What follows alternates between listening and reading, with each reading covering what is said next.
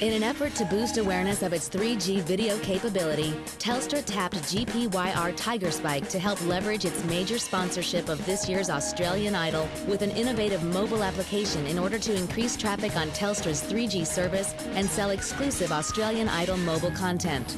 Following the style of the Australian Idol competition, Telstra introduced Street Idol, a campaign that invited the people to film a 30-second video clip on their 3G phone and upload it to the Street Idol website, where the public can vote for it.